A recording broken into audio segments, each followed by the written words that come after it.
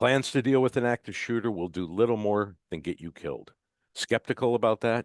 Stick with me and I'll explain exactly why this is true and what it takes to correct this far too common misconception.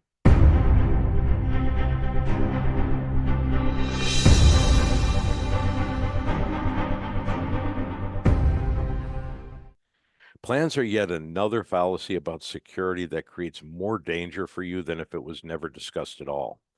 Do you know how many times I hear trainer after trainer and security consultant after security consultant talk about a plan?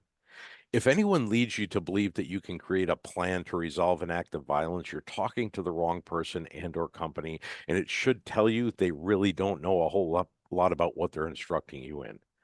Let me give you an example of what I'm talking about. Picture yourself in a conference room with multiple doors and people.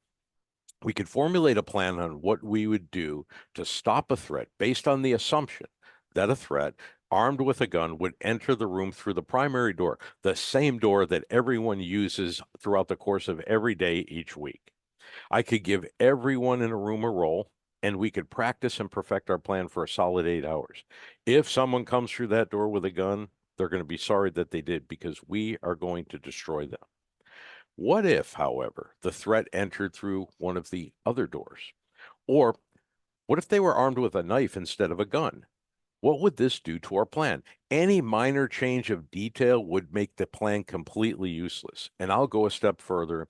It would actually create more danger for us than had we never discussed it at all.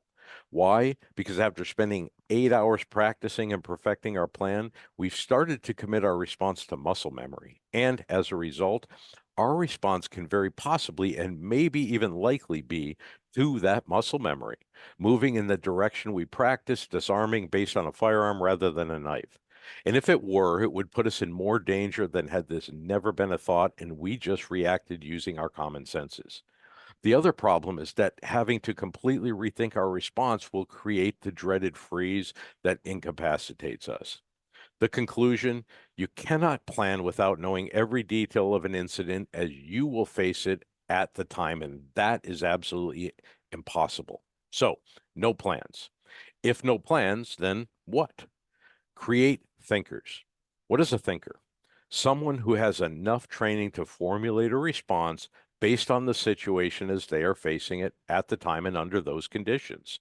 This requires training in not only what to do, but how to do what needs to be done to securely resolve the threat. So, let me summarize. If anyone tells you that you can create a plan to resolve an incident of violence, you are consulting with the wrong person or company. In fact, get the word plan out of your head and replace it with reaction. It could save your life.